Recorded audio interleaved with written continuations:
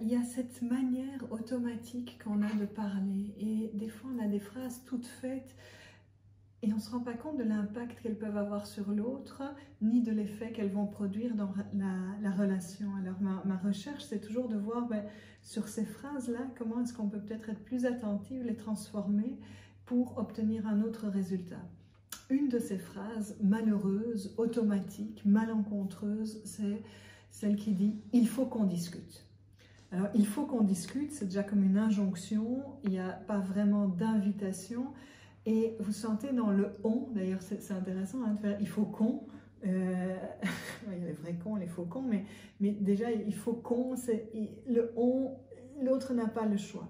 Il faut qu'on discute, dans ce sens de discuter, ça va souvent être égal à argumenter pour savoir qui a raison, qui a tort. Et quand je dis « il faut qu'on discute », souvent je veux te faire comprendre à quel point j'ai raison. Ou bien, si je dis « il faut qu'on discute », peut-être que sous-entendu, j'aimerais enfin que tu ouvres la parole et que tu dises ce que tu as sur ton cœur. Mais vous voyez que dans la manière dont c'est dit « il faut qu'on discute », pour peu que ce soit quelqu'un de plus introverti dans la relation, ça fasse au secours, non. Alors, une manière de transformer ça, ce serait de dire « j'ai des choses importantes à te dire ». Et là, je suis pleinement avec mon bout de la relation, ma responsabilité, j'ai des choses importantes à te dire. Il n'y a qu'à mon bout de la relation que je peux œuvrer. Et je ne sais pas quel impact ça aura sur toi, mais déjà, c'est une invitation avec de l'ouverture plutôt qu'une injonction qui emprisonne l'autre quelque part.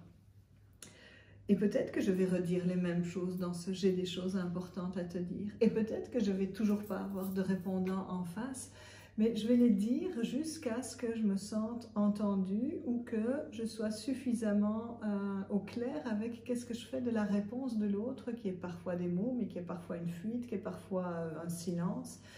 Et comment est-ce que je vais réagir moi avec la réponse que je reçois. Mais essayez-le, j'ai des choses importantes à te dire plutôt qu'il faut qu'on discute.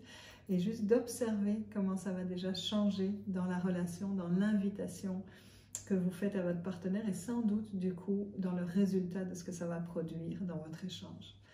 À très bientôt pour une autre pépite de com'.